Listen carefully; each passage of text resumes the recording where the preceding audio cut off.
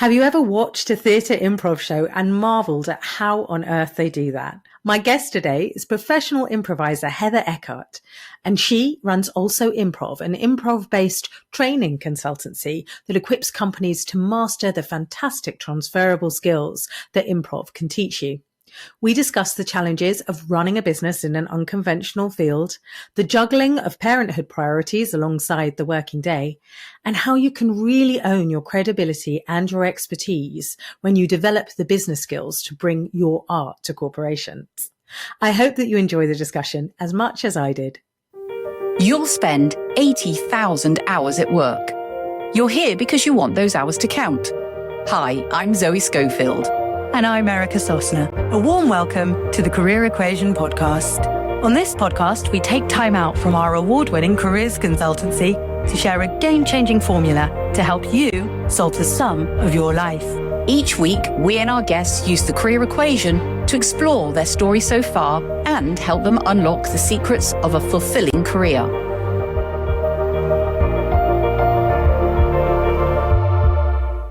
Welcome everyone to the Career Equation podcast, and today I'm excited to be here with Heather Urquhart. She is an award-winning improviser and the director of And Also Improv, a business training company that focuses on improvisation. Her improvisation career has taken her to the West End, to an Olivier Award-winning showstopper, the improvised musical, and she's also an accomplished musician and musical collaborator and the author of Sing It, a book all about musical improv. So I'm delighted to have her here today. Hello, Erica. It's so nice to talk to you in this context. Because you've done some improvisation yourself, haven't you, with me? That's how we know each other.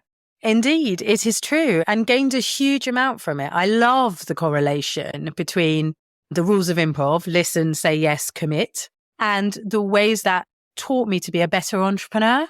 So I think it's really exciting and interesting what you're doing. And I think it's a connection that the business world has yet to really make and understand. So I'm looking forward to learning more about what you're doing and how you're doing it. And of course, since last time we met, you have also become a mama, and that has made you very busy and tired, I bet. Yeah, absolutely. I did run into a friend of mine in the street like a year or two after she had a baby, and she said, you know what, this has made me so productive because I've literally less than half the time I did before. So that means that when I'm doing something, I've got to be darn sure I'm doing what I want to be doing. And even though it's completely hectic and mad and really hard, it has totally made me much more laser focused about like, this is what I want to be doing. And if I'm not entirely sure, then it has to go. And that's actually quite nice in a way.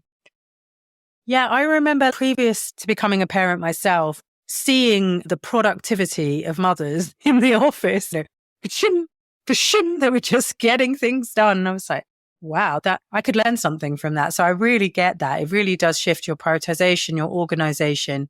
And that's important for you at the moment as well, because there is a lot going on in your business and performance world. Will you tell people a little bit about what that looks and feels like? Yeah, absolutely. So I've been doing what I've been doing for about 20 years now, which is a very long time to do anything really. And I started as a performer. I then became a teacher of improvisation, and people would come to me and say, oh gosh, this is having like really profound effects in my personal life and my work life. So that kind of moved into the workplace business improvisation sphere. And I've been doing that for a very long time. Then there was, of course, a thing called the pandemic and having children. My partner is also an improviser. So when we moved back from London, by necessity, we were doing a lot of training online. We were doing that very successfully with a lot of people we'd met on our touring career. And actually we're one of the first people to take improv online, which was really cool because before it was like, is that even going to work? And of course you could adapt. That's a huge thing of improvisation, isn't it? Being able to improvise in your own working life. So when we've been doing that for a while, we were like, we need to call this something. We can't just call it Heather and Jules do improv in their office. So that's when And Also was born. And it was quite nice to, even though I've been doing this for a very long time, have a completely blank canvas and say, what do I now know? What do I want to say?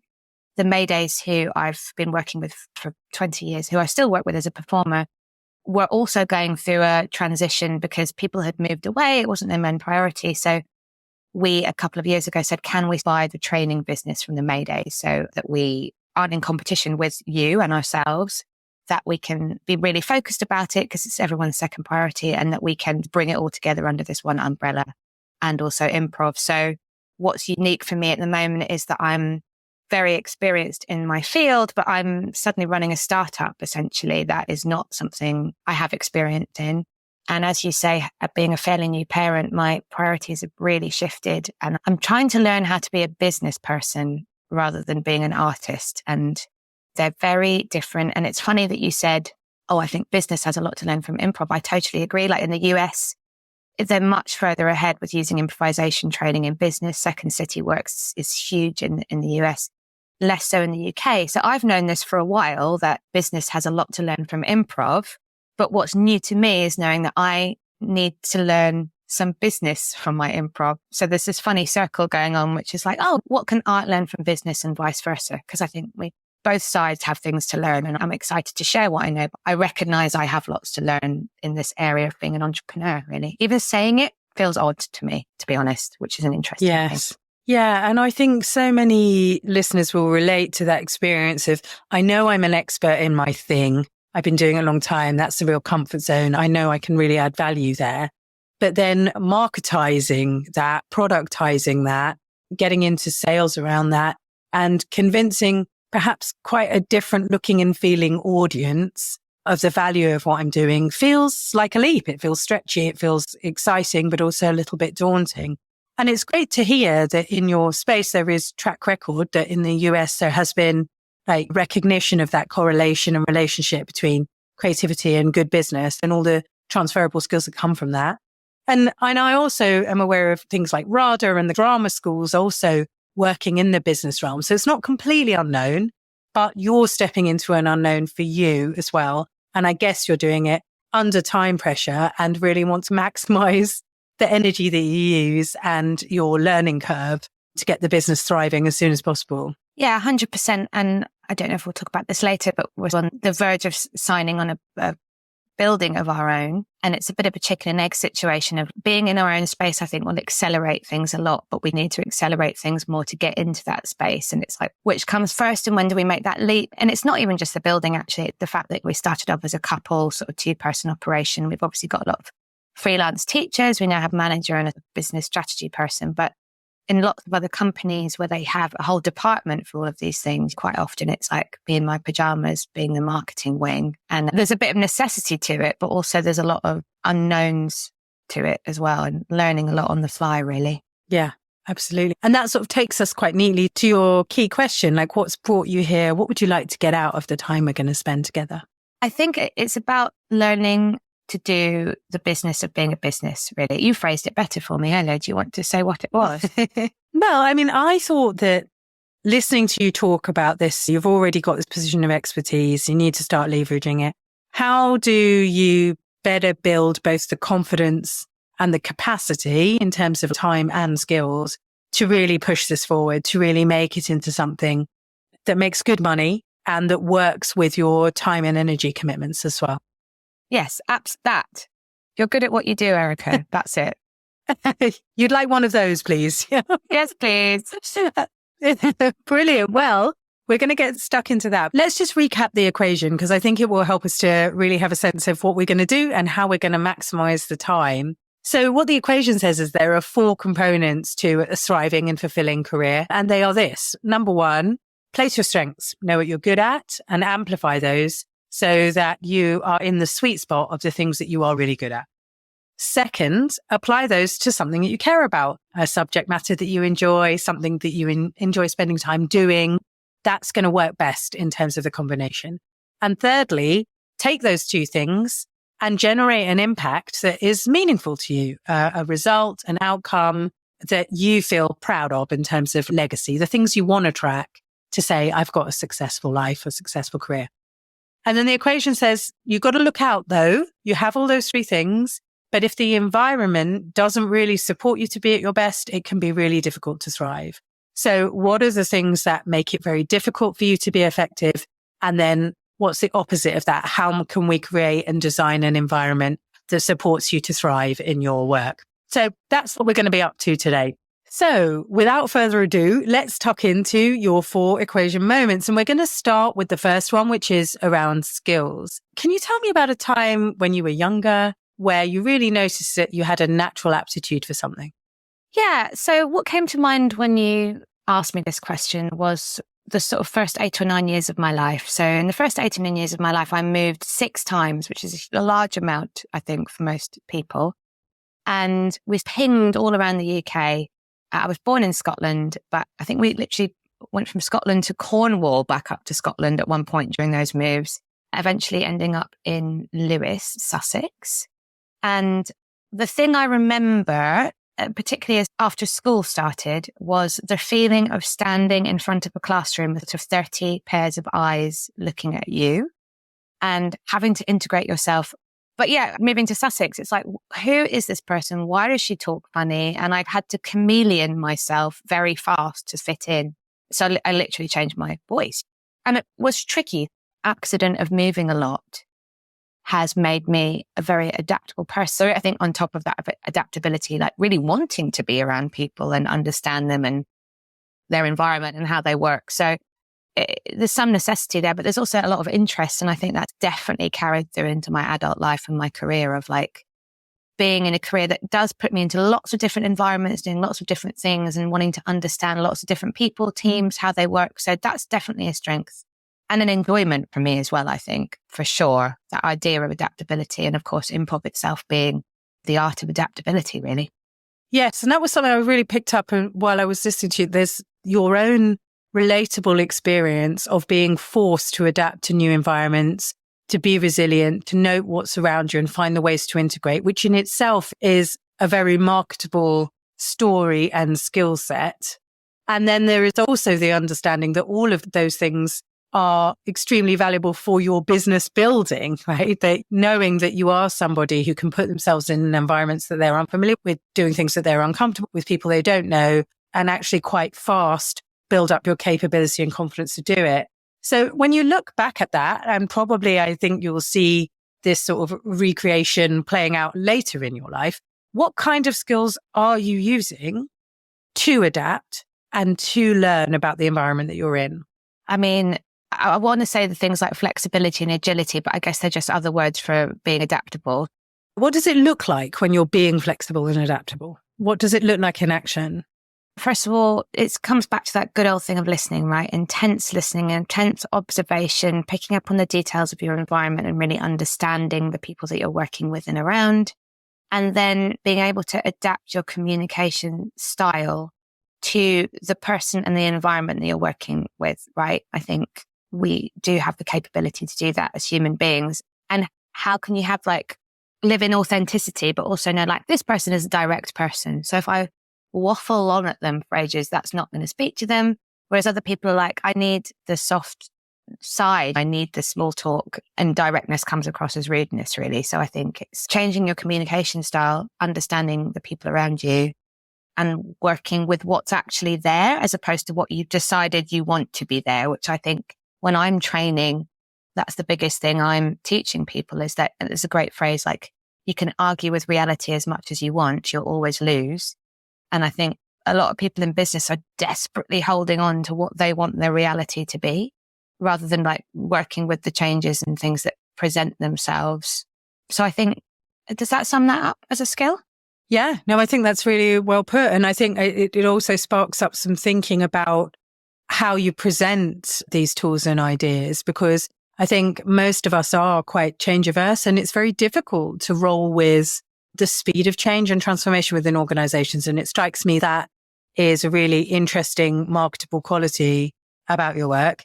And also that ability to be adaptable to, one is handle and deal with reality, and the other is then adapt, be flexible, be fluid, have to feel comfortable with reimagining the future. So it sounds like there's a lot of skills that you possess that are valuable transferable qualities for businesses and might also support your positioning. And we can talk a little bit about that as we move into next steps.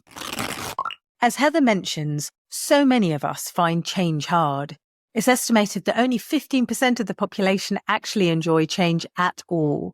As work and life start to move at such a rapid pace and change becomes more and more inevitable, consider what actions you can take to help yourself to get more into flow when things shift and change.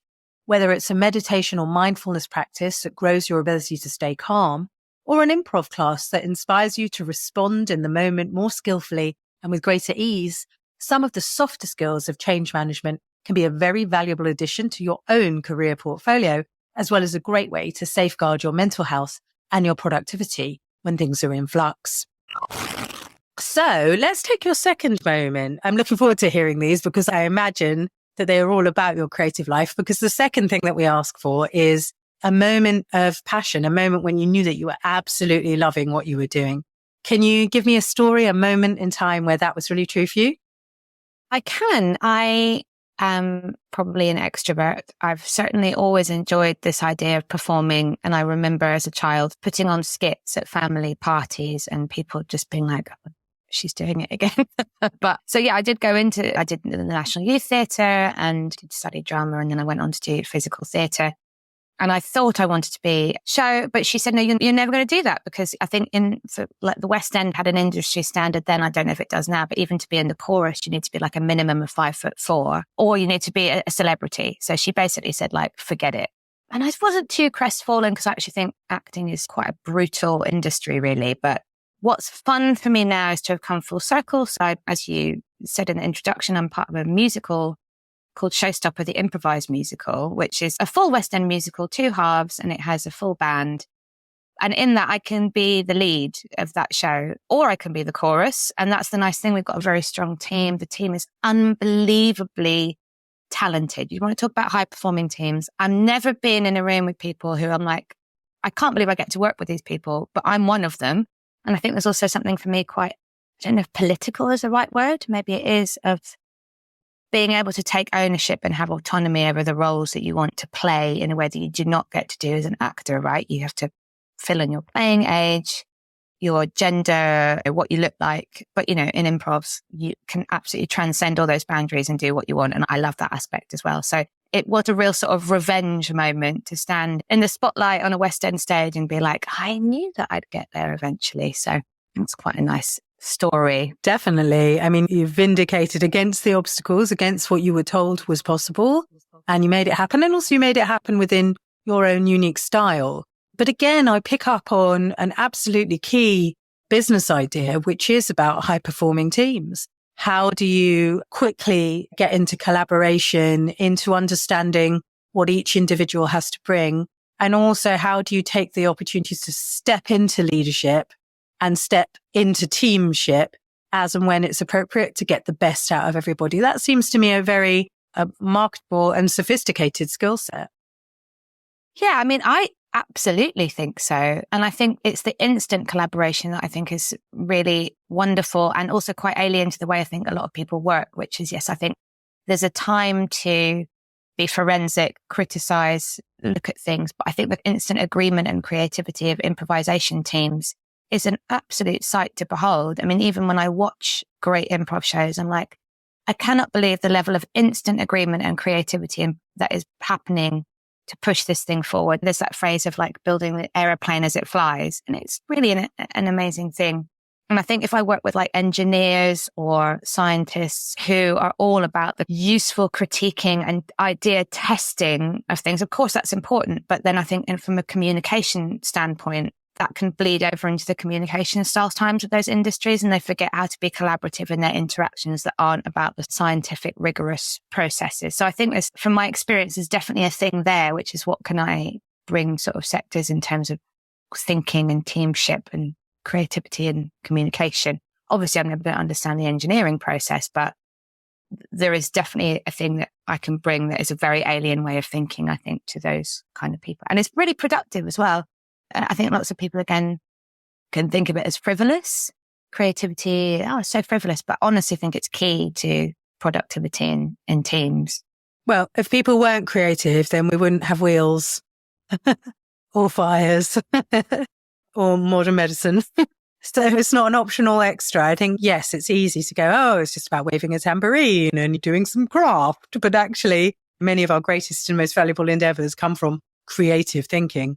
And when we talk about value generation from creativity, let's spend a little bit of time on this idea of impact. So again, in the equation, we say you've got to be able to define success on your own terms. You've got to know when you know that something matters. So I wonder if you've done a huge range of projects. Are there any in particular that stand out for this matters, this work is important and transformatory? Can you tell us a bit of a story about one or two of those? Yeah, I mean, so many really. Like I say, it happened organically over 15 years ago now when I was just teaching the adult evening classes that people would say, there's something really profound in this, and started to invite us into their organizations and workspaces before we'd even realized what it was that we were doing, I guess, at that time. So I think one that was very impactful for me was going into a forensic mental health unit to work with people who were living in this unit. So people not mentally well enough to go through the normal judicial system, or they've become ill as a result of being in the prison system. And the whole one flew over the cuckoo's nest thing of like being stuck in that, really. There's not really, from my understanding, a huge capability to support infrastructure for people to really get themselves out of that situation. So you're talking about people who can be there indefinitely, really. And I actually went alone, and they said, this is an alarm.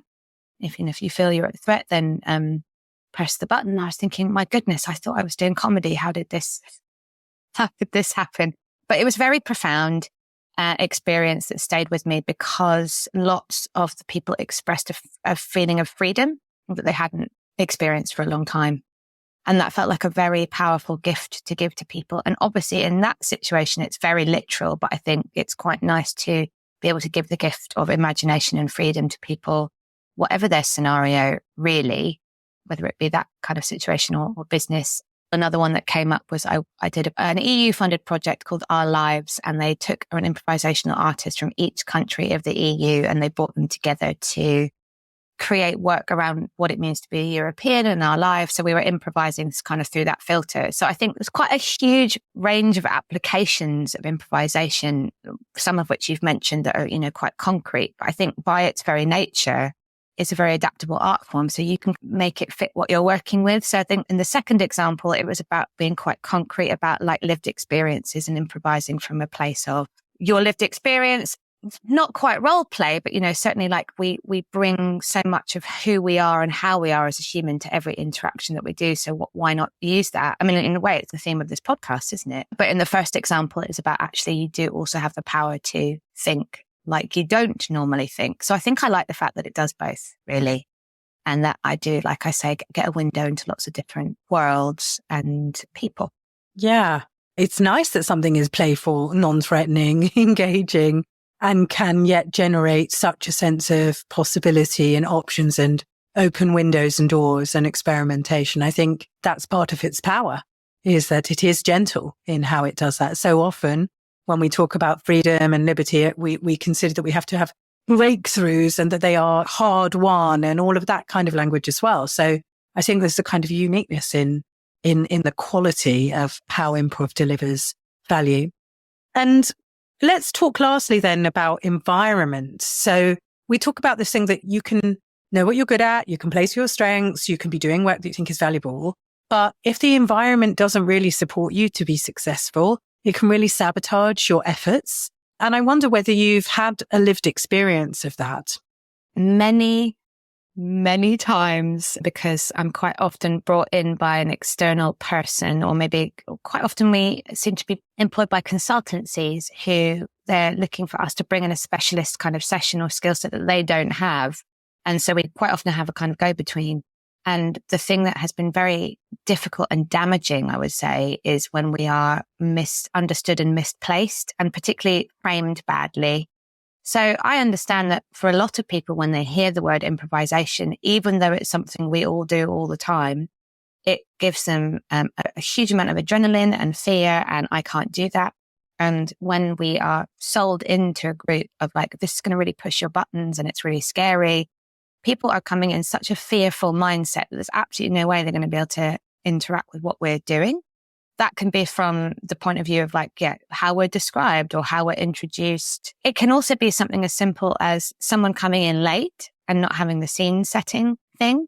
So it's really all about framing. And I think the other thing that I've been experimenting with lately in terms of the business person thing is people don't come to me because they want to buy improvisation, right? They come to me because they want to buy the outcomes that you get from improvisation. So if it's about confidence, for example, confidence in presenting in front of a room full of people, I don't even necessarily have to mention the word improvisation. So I think I'm solving my environmental thing here, aren't I? That's the purpose of the game. But yeah, it's about people being set up to fail in ways that we don't have control over, basically. And also being forced to participate. I think that's the other thing, that when I was less experienced as a facilitator, if someone opted out of an exercise or even walked out of the room, I would absolutely take it as something I'd done wrong. And now I encourage it. I encourage people to say no to me. I encourage people to sit out of exercises and be a lot more empowered to do that, because I think that's part of the process as well. And I think when people are forced into something that they perceive as being for extroverts or something they can't do, they're going to be damaged by that as an individual.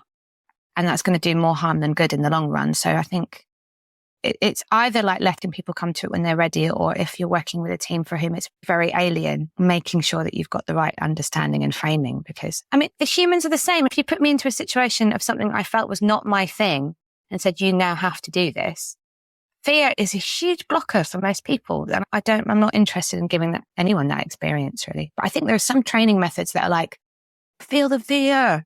And this like stretch zone, for sure, that's a part of learning, but not absolute discomfort. That's not, for me, that's not my... Yeah, that's not certainly not the level of psychological safety you want people to feel when they engage with a process that's new and unfamiliar. And fear also inhibits learning, and laughter accelerates it. So it's very important, I imagine, for the climate to just set you up to do your best work, that people are feeling relaxed and playful and respected and in a safe space. Leaders and learning professionals, let me say this. While I'm really excited to see personal development and soft skills climb higher up the agenda of priority development areas in organizations, I do echo Heather's note to really exercise caution and care about who you bring into the room. There is a really big difference between finding a learning edge and ensuring psychological safety versus taking people far too outside their comfort zone and letting them flounder there in a way that is not appropriate for the workplace. Make sure to check the credentials of the people who hold learning space for your people. Take referrals if it's something new for you and untested. And remember that your own setting up of the process, not introducing or positioning something as zany and wild, for example, can really help you and them to set up well for success. Also, focus on the outcome that they will achieve. For example, greater adaptability to respond to clients, rather than the process. For example, telling them they will do spontaneous acting and role play may strike the fear of God into somebody, but a better rapport with clients might be something that I am definitely up for learning. These are two ways of telling the same story. So let's take what we've learned and let's put it into a career design, and then let's see how that starts to help you to answer this question about moving things forward in a way that really feels relevant to the business world. So we're going to put together the design, and the way it works is that I'm going to give you a sentence and you're going to complete it. The first one's very easy. You just need to put your name in it. So I, Heather. Well done. Great start. Winning. We're going to construct our first draft on this. So I, Heather, will use my skills in... Now give me the top 2 or 3 from what you've heard that you think are really the places to play for this. My skills in agility and relationships. Good. That your construct and your passion for. So I will use my skills in agility and relationships. And my passion for performing and nurturing other people's ability to perform. Yep. Lovely. For performing and nurturing others' ability to perform. So here we're talking about impact too. So what's the kind of result that you're measuring there that's valuable? It's something about transforming people's perception of themselves around their own capability and creativity. And grow their ability to adapt. Does that feels true, but more concise? An environment that is, and now you can have as much as you like. An environment that is, what are the things that really support you? The things that really support me are having a lot of, even though I'm not doing this for the statement now, but we haven't quite talked about it, but it's like the misconception I face that people go, oh, you're an improviser, you don't plan anything. which is absolutely not the case. I plan things so much. If I'm working with a team, I will try to get them the most information I can about them and their challenges and where they are in their business and what's going on for them so that I can give them the best session that I can. But it's about having the ability to let go of a plan when the plan is no longer useful, whether that be me as a facilitator and going, oh, I thought it was about this, but now I'm in the room, it's about this. And also for them to have that skill, right? So the environment is about me understanding fully what the challenges of the team are and them understanding enough about the way I'm going to work with them so that they're set up to succeed rather than, walking into a room kind of feeling like trepidation and like there's some sort of test that they have to pass. That's a really long description, but that's what I face quite a lot of the time. So if you can boil that down to a sentence, then I'd super appreciate it. Yeah. I've got an environment where I fully understand the challenges of the team and where they are set up to succeed works best for me. I love it. What does it give you, this summary statement? It gives me a couple of things. One is I think that I have slightly separated the performance side of my life from the training side of my life. And that is helpful to a degree. But I think it's made me not want to put that passion for performance to front and center when I'm working with people who are not performers, because I'm frightened that will blur the line of what we're doing. But reading this, it makes me realize that actually that is my background. That is where I come from. And actually that last question of like the environmental stuff is a really useful framing for me, because although it's something I know, what's come with experience is having made all of these mistakes. It's a funny thing. It's like, I should have said this before, but like a specific thing of like people feeling not set up for success is like, if I say we need a private room where people aren't going to feel exposed, walking into like one of those big London offices where every wall is made of glass. So all their colleagues can see them and there's no kind of privacy. And I didn't think before that I would have to state things like that, but I've now learned this is my rider kind of thing. But the rider of making sure that the team are briefed and that maybe the between client is briefed on like what's going to make the actual improvisation part of the session really fly and get people to flourish is like being a little bit more hardline on that and a bit more clear is really good as well. And I'm starting to do that. But I think for me, if I want to succeed, then I need to really make those boundaries a lot harder. How this is presented, how I'm introduced, what this is called, what the people are told beforehand, in order that they, have a good experience, but they might ask me to come back. Because we talked about that before, didn't we? About being in that box of the fun thing rather than an essential skill. So that's really useful in that sense, yeah. Yeah, great. So I really hear that in terms of practical next steps that will help you to better control this environment and therefore get better results. One is not being shy about your credibility about why you are an authority on agility, performance, planning and letting go, and all the other incredibly valuable skill sets that you bring to the room. That setting it up well, both in terms of controlling the brief, maybe even if there is an intermediary, giving them, this is the paragraph that you put in the email about how we set this up to make the client feel maximally comfortable and invested in doing this well. And then here are the things we're going to need, almost a rider. But I wonder as well whether also taking control of the narrative in terms of like the pre-work or pre-communication coming directly from you. So you've got a standard email, even if you're not the one sending it, that you go, this goes out 10 days beforehand. And it sets up the dynamic about what we're going to do. And it's got a video of us talking about what we're going to do so that you can control that narrative and not have that dictated by a third party. And then the last thing I wanted to add for you is really thinking about the positioning around the business benefits. So every organization needs to be more agile and more adaptable. All of us need to be able to be better at storytelling. All of us need to be able to respond in the moment. How do you have both planning and letting go, the left and the right brain working in harmony together? I think you do all of these things in your programs, but I wonder if maybe there is a more explicit way to the titling and the outcomes of it that is more about what they need and less about how you do it. They will discover for themselves that those tools facilitate that ending, but you may not always get in the door or get in the door just once rather than several times if you aren't speaking to the outcome that you definitely deliver that's the business benefit. So I would invite that slight re-angle might be an interesting opportunity as well. Yeah, I think that's absolutely right, because it is that sweet spot of, I had this pitch meeting recently for this growth program, and we're talking about taking on creative businesses and helping them out.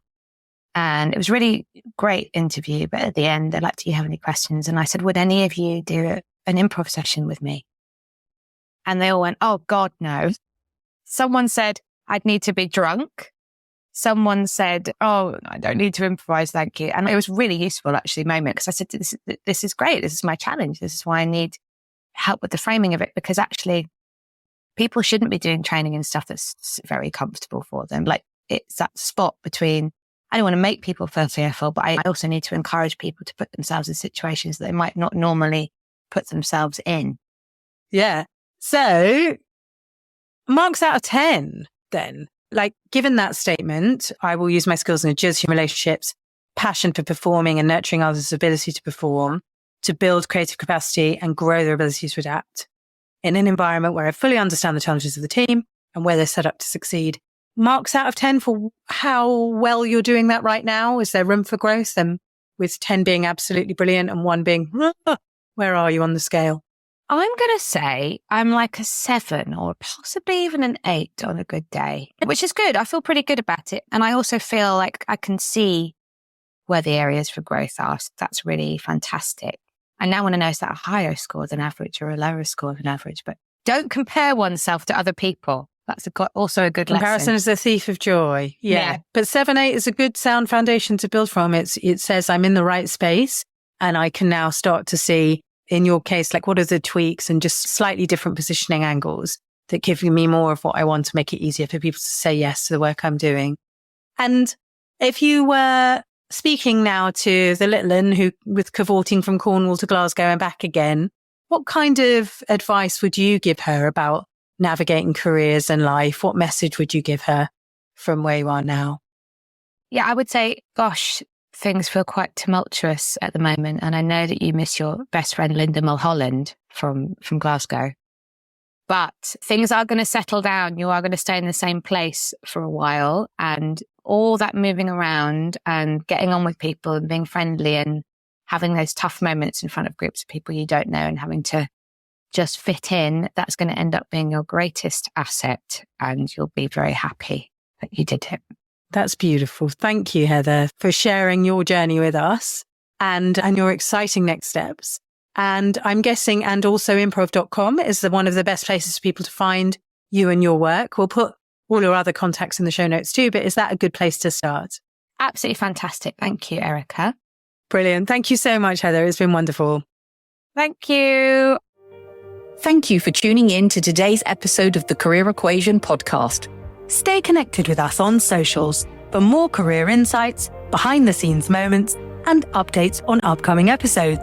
And if you'd like to work with us, visit the Career Equation website or click the links in the show notes. Remember, the Career Equation isn't just a podcast, it's a journey towards unlocking your full potential, enjoying your life, and doing remarkable stuff. Until next time, keep solving those career equations and pursuing your path to success. And don't forget to share your thoughts and feedback with us. Your input shapes the future of our show. Until next time, keep solving those career equations and pursuing your path to success. This is Erica Sosna And Zoe Schofield. Signing off.